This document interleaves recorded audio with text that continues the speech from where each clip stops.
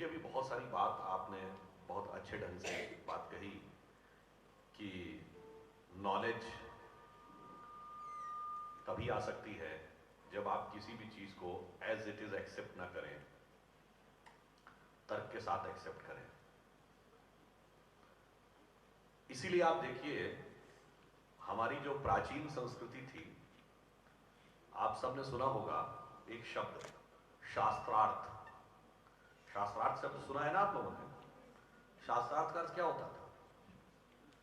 वेदों में कोई एक टॉपिक आया तो उसको लेकर दो ग्रुप्स बैठते थे और उनमें डिस्कशन होता था। एक कहता था ये इंटरप्रिटेशन ये है, दूसरा कहता था इंटरप्रिटेशन ये है। फिर दोनों अपने अपने लॉजिक करते थे और फिर फाइनली जो कंक्लूड होता था उसे अंत में मान लिया जाता था कि यह सत्य है।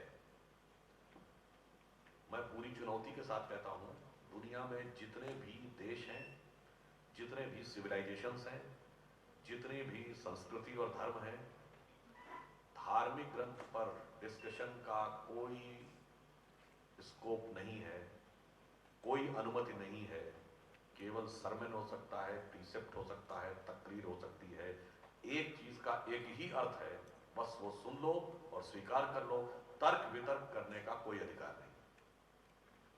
तर्क वितर्क का अधिकार सिर्फ हमारे यहां दिया गया।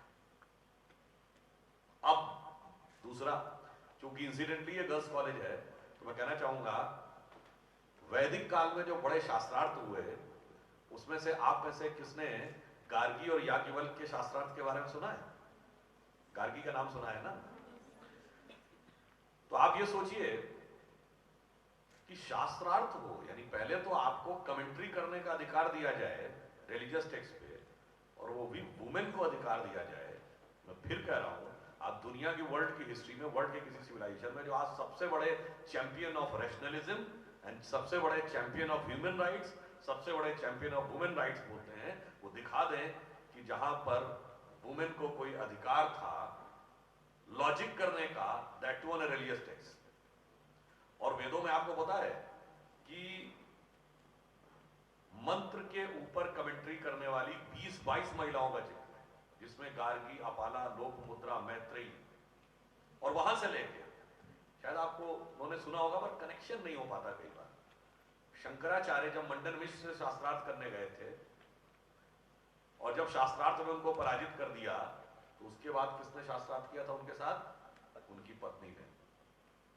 तो जो लोग कहते हैं कि वुमेन को बराबर का हिस्सा नहीं था, अरे भाई, धार्मिक ग्रंथ के ऊपर आप डिस्कशन कर सकते हैं, धार्मिक ग्रंथ पर डिस्कशन करने का अधिकार स्त्री को है, और याज्ञवल्क्य और शंकराचार्य से सीधे शास्त्रार्थ कर सकते हैं। और गार्गी ने तो याज्ञवल्क्य को परास्त कर दिया था, ऐसा माना जाता है। और मंडन मिश्र की पत्नी उभय भारती ने भी शंकराचार्य को किसी एक दो विषय पर निरुत्तर कर दिया था।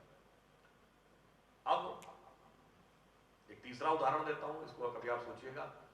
विश्व की जितनी भी संस्कृतियां हैं, उनकी जो हाइट होती है, height of there thought process, वो होता है कि उस संस्कृति में ईश्वर की परिकल्पना क्या है।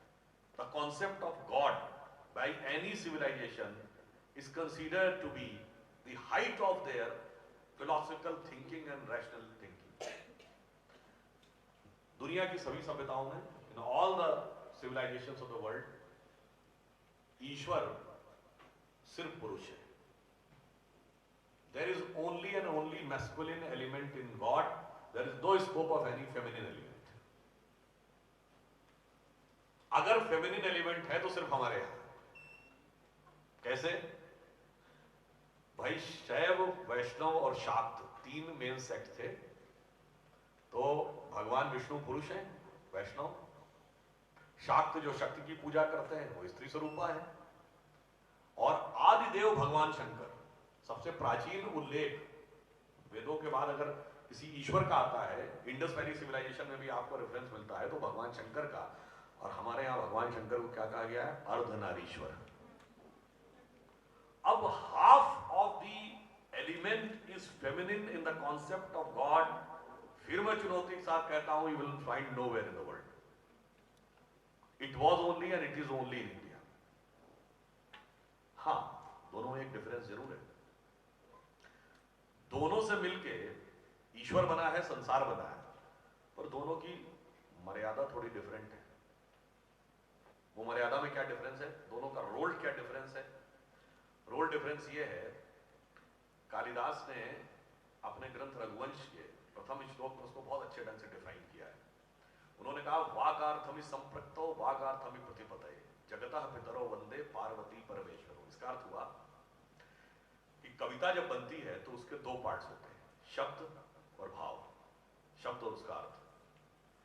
अकेले शब्द से कोई कविता नहीं है अगर उसका अर्थ ही नहीं है तो।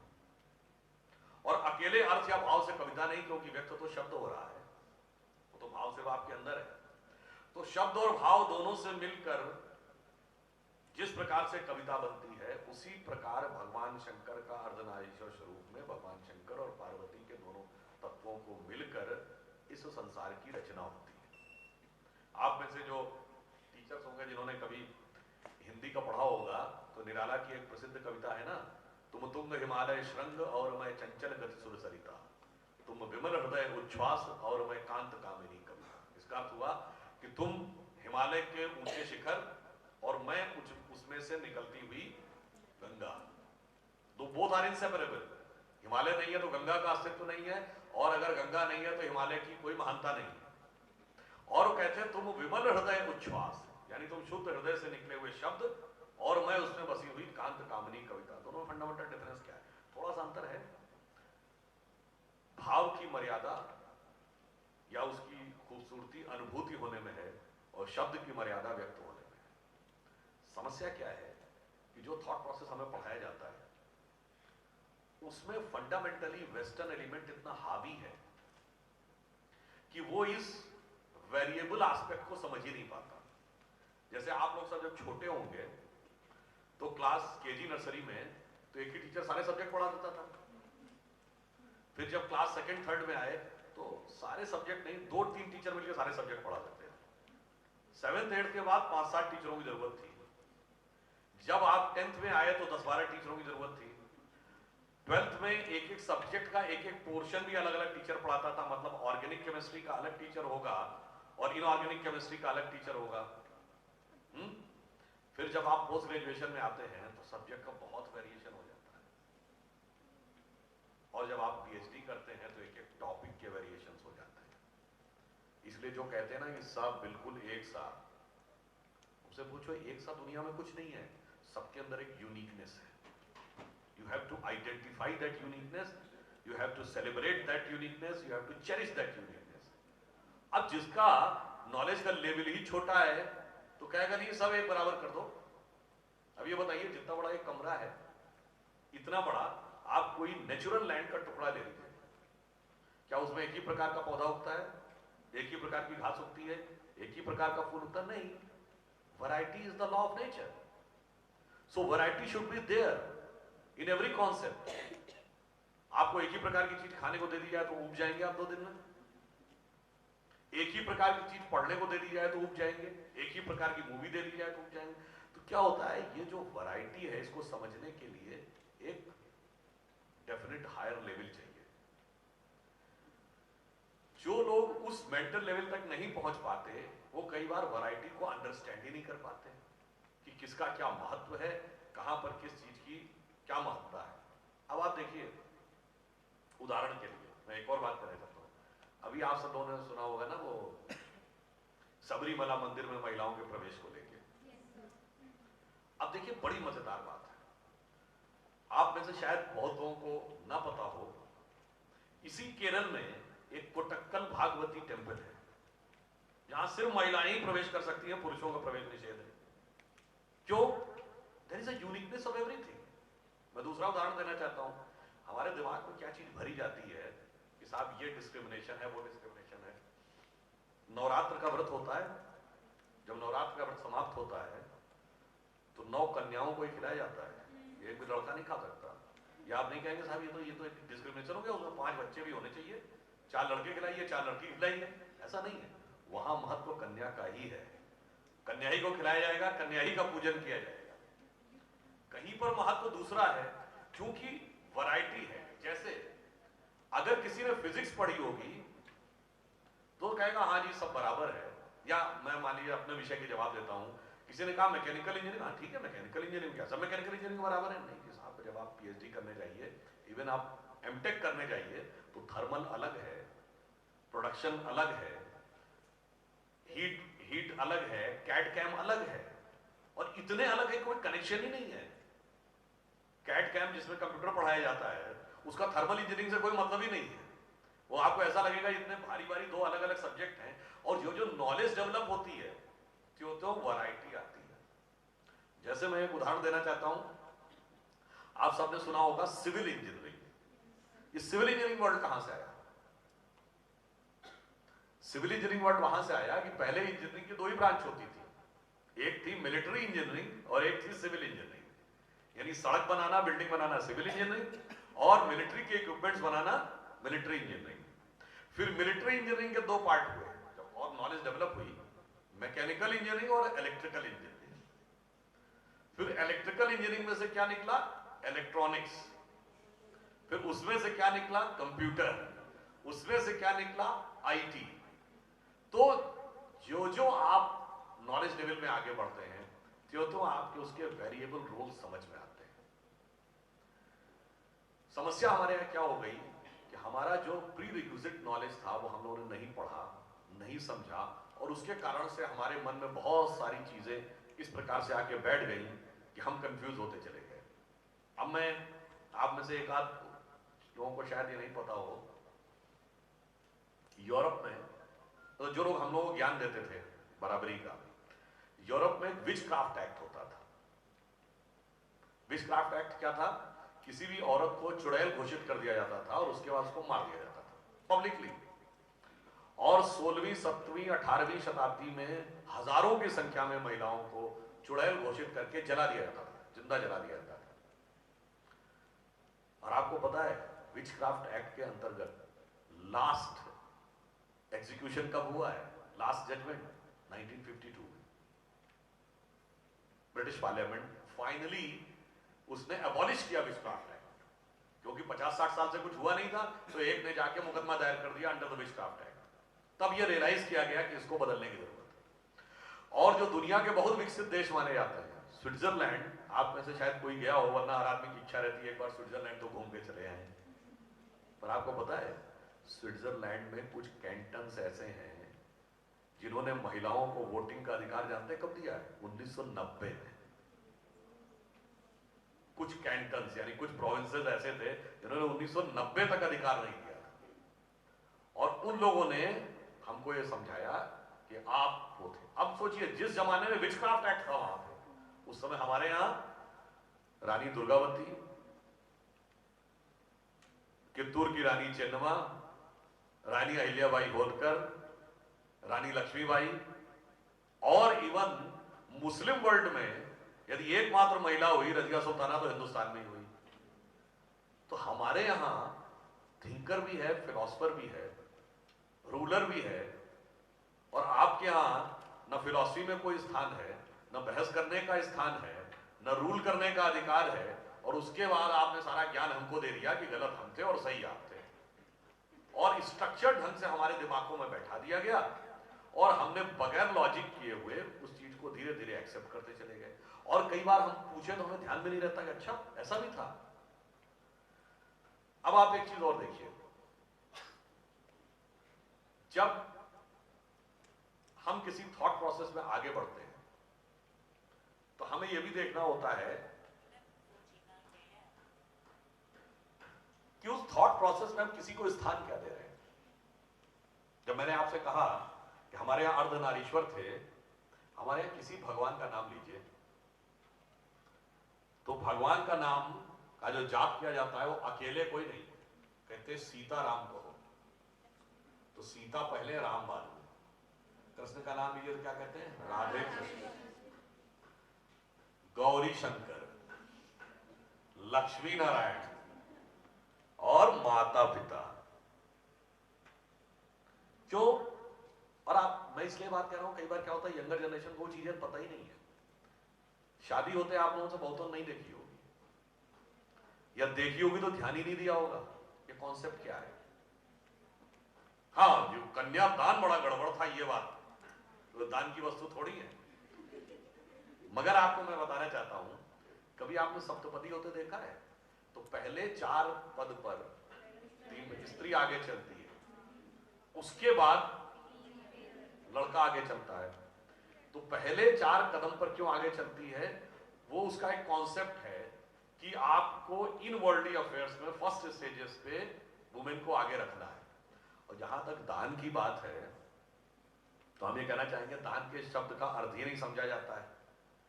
अरे भाई, पुजारी मंदिर में जब अपना सक्सेशन देता है, तो वह मंदिर की मूर्ति जो भगवान है साक्षात, कहता है कि अब इसका स्वामित्व मैं तुमको दान कर रहा हूं। वो ये पुजारी बड़ा, भगवान बड़े। वो ट्रांसफॉर्मेशन है उस चीज का। खैर, होता क्या था, मैं क्यों कह रहा हूं ये सारी बातें, हमने फंडामेंटल कोर्सेज नहीं पढ़े, और सीधे टॉप कोर्सेज में भी अगर किसी से पूछा जाए तो उसको आइडिया नहीं होता है, और बगैर आइडिया के हम लोग सर्टेन चीजों को, जैसा कि अभी आपने कहा, बगैर लॉजिक के एक्सेप्ट मत करिए, मगर सब एक्सेप्ट कर लेते हैं। मैं एक और उदाहरण देना चाहता हूं।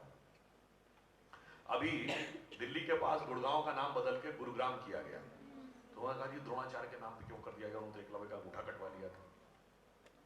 अब मैं आपसे पूछूं, एकलव्य का उल्लेख महाभारत में कहां पर है? आप में से किसी ने पढ़ा है? अच्छा, वो पेज छोड़ दीजिए, आप ये बता सकते हैं एकलव्य का उल्लेख महाभारत के किस चैप्टर में है? किसी ने नहीं पढ़ा। हम किसी ने नहीं पढ़ा होता है। वो एक सर्टेन स्कूल ऑफ थॉट हमारे दिमाग में बैठा दिया जाता है, बगैर पढ़े हम एक्सेप्ट कर लेते हैं। यही हुआ होगा। एकलव्य का उल्लेख महाभारत के वन पर्व में आता है, जब एक कुत्ता सामने आता है जिसका मुंह बाणों से भरा हुआ है, और अर्जुन देख के चौंक जाते हैं, और जब निकाले आते हैं बाण तो उसमें एक भी मुंह में खून का छींटा नहीं है, यानी इतने सटीक तरीके से वो बाण लगाए गए। तब वो पूछते हैं ऐसा कौन सा तीरंदाज हो गया? तब वो लड़का सामने आता है, और द्रोणाचार्य उससे पूछते हैं किसने तुमको ये विद्या दी, उस गुरु कौन है? तो कहते हैं आप। कहते मैं तो तुमको जानता ही नहीं, तुम अपना परिचय दो, तुम कौन हो? तो एकलव्य कहता है मैं मगध नरेश जरासंध के प्रधान सेनापति हिरण्यधनु का पुत्र Eklavya. He was son of the chief of the armed forces.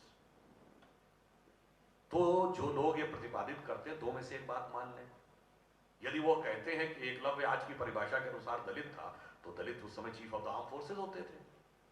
और या फिर आप ये मान लीजिए कि वो दलित नहीं था, मगर ना पढ़ा ना दोनों में से कोई बात मानने को तैयार, केवल दिमाग में हमारे सर्टेन चीजें, थॉट प्रोसेस भर दिया गया। एक दूसरा उदाहरण आपको देता हूं।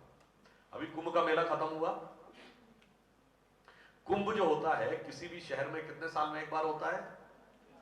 12 साल में उसी स्थान पे दोबारा कुंभ आता है 12 साल के बाद। ये 12 साल में ही एक बार क्यों होता है? हमारे यहां हर चीज लॉजिकल है, किसी भी चीज में हवाई कुछ नहीं है। वो इसलिए है कि 12 साल में प्लैनेट जुपिटर यानी बृहस्पति ग्रह अपना एक साइकिल पूरा करता है, उसी पॉइंट पे दोबारा आ जाता है 12 साल पहले जहां था।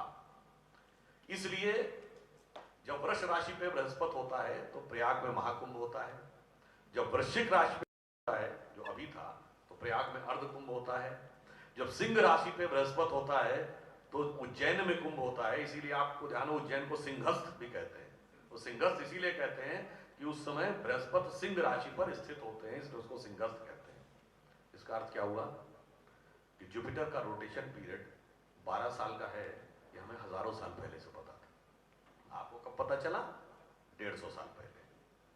आप 300 साल पहले कहते थे सूर्य पृथ्वी के चारों ओर घूम रहा है, कोई कहता था दुनिया चपटी है, कोई कहता था दुनिया ब्रह्मांड का केंद्र है। मगर उन सारे ज्ञान देव पाणे लोगों ने हमको ज्ञान दे दिया कि हम अवैज्ञानिक थे और आप वैज्ञानिक थे। अब एक दूसरा उदाहरण आपके सामने रखता हूं। उससे पहले मकर संक्रांति का पर्व आया था। मकर संक्रांति क्या कहते हैं? सूर्य दक्षिणायन से उत्तरायण हो, sun is transiting from the southern hemisphere to northern hemisphere. वो क्यों होता है? अगर आप मान लीजिए कि ये पृथ्वी है ऐसे, तो ये अगर ऐसे घूम रही हो और सूर्य इस पे कंटिन्यूअस पड़ता रहे, तो जो इक्वेटर के आसपास के एरिया होंगे उनमें हमेशा हीट ज्यादा रहेगी, वो रेगिस्तान हो जाएंगे। और नॉर्थ और साउथ पोल में कभी धूप आएगी ही नहीं, वो बर्फीले रेगिस्तान हो जाएंगे। तो ना मौसम बदलेगा ना जीवन होगा। पर फैक्ट ये है कि ये धरती स्ट्रेट ना होकर 23.5 डिग्री पे टिल्टेड है। तो half of the time southern hemisphere के ऊपर फुल रहता है, जब ये घूमकर यूं आती है तो half of the time northern hemisphere के ऊपर आता है। इसका मतलब सन का जो transition in the month of January होता है from southern hemisphere to northern hemisphere, ये हमें हजारों साल पहले से पता था। तभी तो मकर संक्रांति हमेशा हमारे यहां मनाया जाता है। इसका मतलब 23.5 डिग्री टिल्टेड है ऑन इट्स एक्सिस, ये हमें हजारों साल पहले से पता था। और आपको तो ये भी नहीं पता था कि धरती गोल है। और हमारे यहां तो ज्योग्राफी को हिंदी में क्या कहते हैं? तो भूगोल का मतलब ही है कि भूगोल है, ये हमें हजारों साल से पता था। और आपको पता था धरती चपटी है। जब मैगेलिन ने कहा हम दुनिया का चक्कर काटेंगे 1544 में, जानते हो उनसे क्या कहा गया? अरे क्या बेवकूफी की बात कर रहे हो, अगर ऐसे चपटी है जाते हो जाओगे तो जब धरती का एंड आएगा तो गिर जाओगे नीचे, जैसे पता नहीं कहां गिर जाएंगे। उसने कहा नहीं मैं जाऊंगा। फिर वो घूमा, फिर कोलंबस और वास्को डिगामा घूमे, तब समझ में आया कि धरती गोल है। उससे पहले आप चपटी मानते थे। आप ये देखिए ना, फंडामेंटल डिफरेंस क्या था, फैक्ट क्या था, दिमाग में क्या भरा गया। इसके पीछे एक डिजाइन थी। अब मैं उसके बाद डिजाइन के बाद आज के विषय के तरफ भी आऊंगा, कंटेम्प्रेरी पॉलिटिकल इशू पर भी। डिजाइन क्या थी? देखिए, बड़ी स्ट्रक्चर्ड डिजाइन जब किसी देश का दिमाग बदलने के लिए की जाती है। उससे पहले आपको एक और उदाहरण देना चाहूंगा। अगर आपसे मैं पूछूं आज से 200 साल पहले, सन 1800 के आसपास, भारत में रेट ऑफ लिटरेसी क्या थी?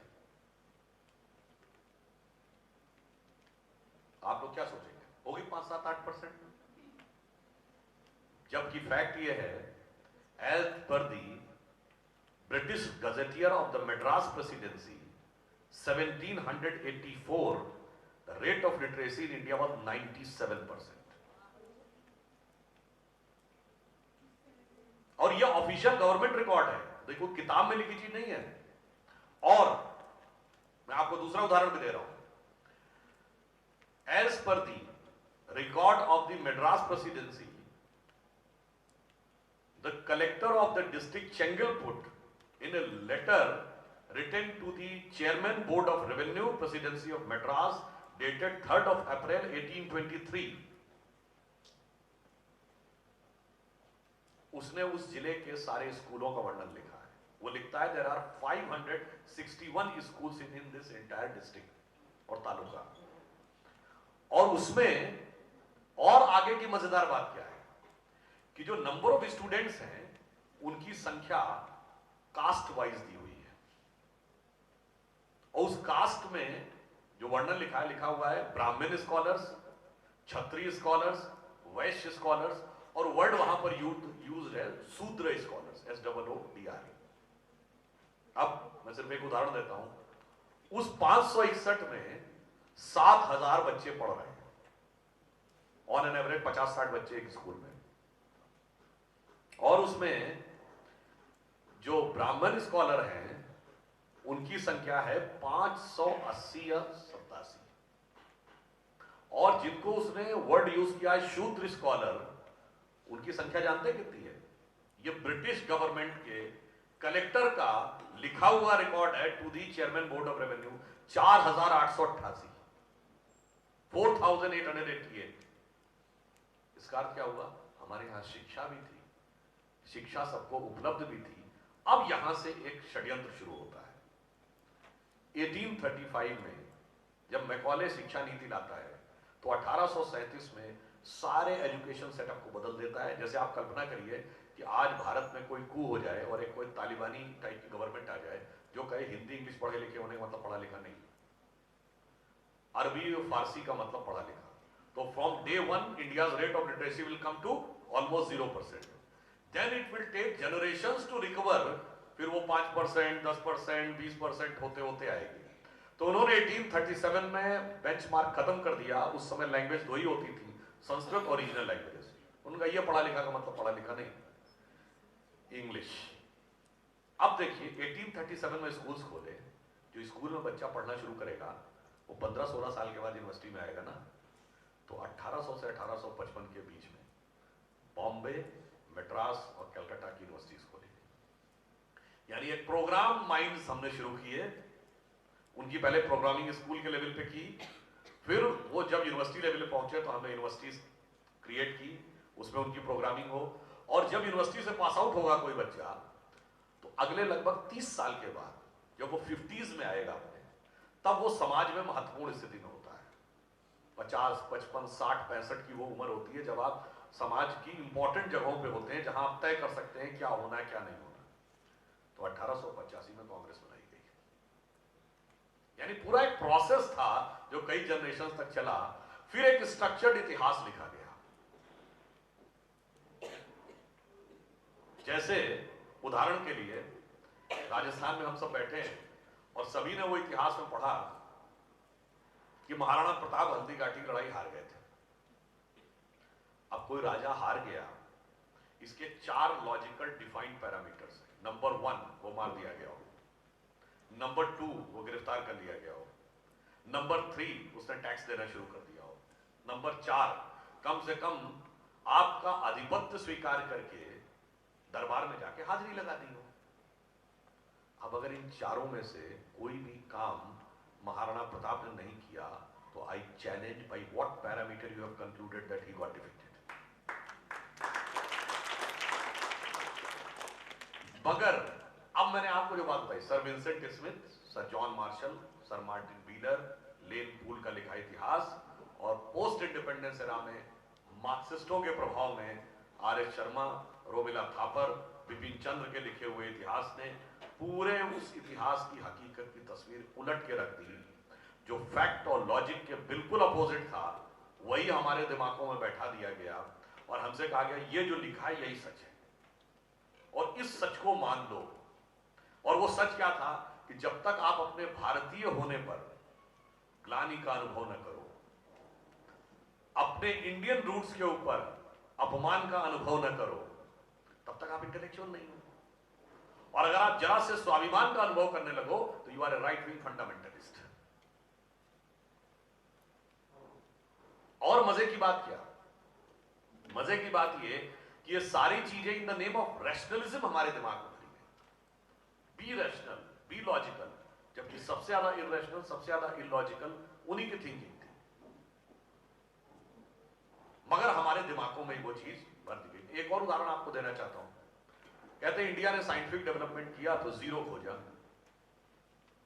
जीरो कहते हैं ना, भारत ने खोजा। जीरो की खोज किसने की? आप लोग यही पढ़ाएंगे आर्यभट्ट ने किया। ये बताइए अगर आर्यभट्ट ने जीरो की खोज की तो उससे पहले महाभारत में 18 अक्षौणी सेना की गिनती बगैर जीरो के हो रही थी। राम और रावण की इतनी भारी सेना की गिनती बगैर जीरो के थी। और वेदों में इंटायर ज्योतिष, एस्ट्रोलॉजी यानी ग्रहों की गति की गणना बगैर जीरो के थे। नहीं, उनको इस बात की एक मेंटल ऑब्सेशन है कि खोज कोई आदमी करता है और इसका धर्म ग्रंथ से कोई संबंध ही नहीं हो सकता है। हमारे यहां there was no contradiction in religion and science. वहां पे कॉन्ट्रडिक्शन था तो उन्होंने कहा नहीं, किसी एक आदमी के लिए कहो कि उसने खोजी। और अगर आर्यभट्ट ने भी खोजी तो आर्यभट्ट ने जो लिखा है, आपने तो उसके बाद की तमाम चीजें, उसके सेंचुरीज बाद लिखी चीजों को अपना क्लेम कर दिया। खैर, अब मैं आता हूं ये सारी बातों के कहने का अर्थ क्या है। देखिए 2014 में जब एक डिसाइसिव मैंडेट आया और गवर्नमेंट चेंज हुई तो सिर्फ गवर्नमेंट चेंज करने के लिए नहीं था, एक थॉट प्रोसेस को चेंज करने के लिए था। और वो थॉट प्रोसेस क्या था, ये मैंने आपको जो इतना सारा बताया, ये कई पीढ़ी